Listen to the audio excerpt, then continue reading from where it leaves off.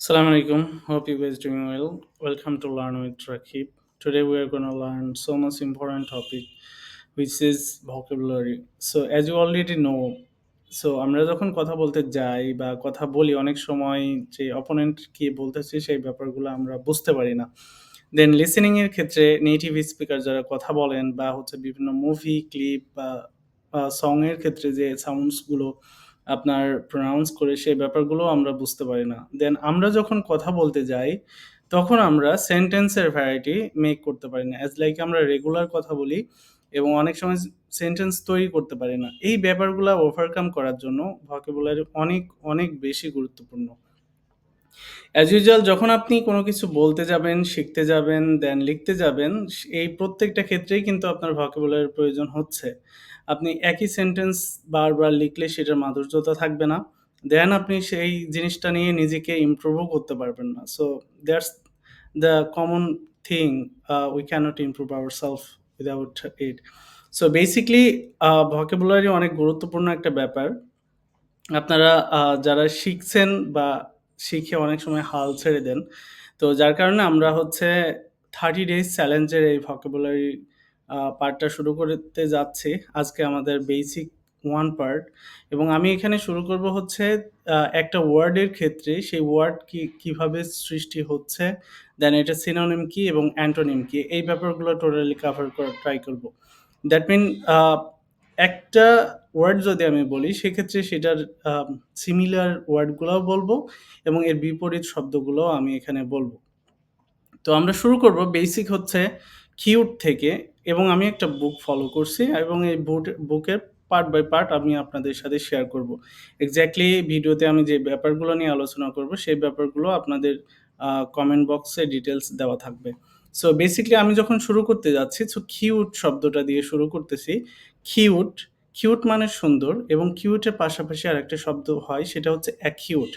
Acute মানে হচ্ছে প্রচণ্ড বা তীব্র।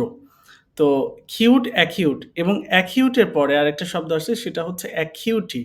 তো দেখেন কিউট শব্দটা মনে রাখার জন্য আমরা কিউট শব্দটা মনে রাখবো। কারণ আমরা সবাই সচরাচর বলে থাকি he is cute, she is cute as like cute শব্দের সাথে আসছে অ্যাকিউট, দেন অ্যাকিউটি। অ্যাকিউটি মানে হচ্ছে তীক্ষ্ণতা এবং এর সাথে সিনোনিম যদি আমরা বলতে যাই, সো আমরা তো বেসিক্যালি শিখলাম হচ্ছে অ্যাকিউট প্রচণ্ড তীব্র। সো আমরা সিনোনিম যদি পড়ি দেন আমরা পড়তে পারি ইনটেন্স।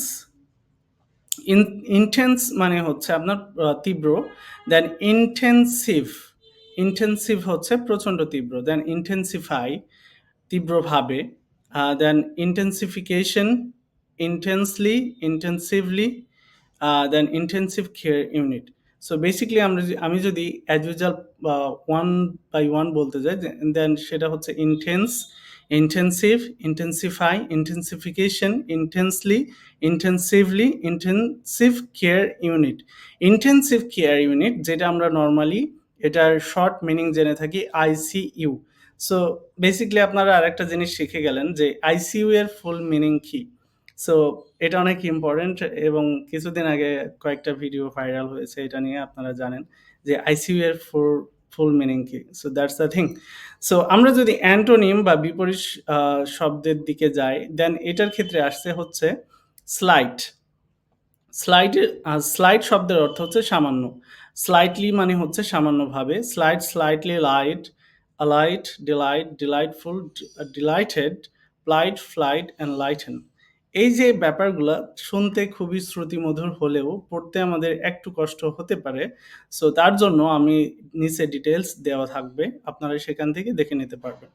সো আপনাদেরকে জার্নিটা শুরু করতে হবে একদম শুরু থেকে। দেন এটা গ্র্যাজুয়ালি আপনাদেরকে ইনক্রিজ করতে হবে এবং এই যে শব্দ অর্থগুলো আমরা শিখলাম এটা দিয়ে আমাদের সেন্টেন্স মেক করতে হবে। সো বেসিক্যালি আপনারা পারবেন না। দেন আমি আপনাদেরকে হেল্প করব যাতে করে আপনারা এটার ক্ষেত্রে সেন্টেন্স মেক করতে পারেন। Without any preparation you can make the sentences, no problem.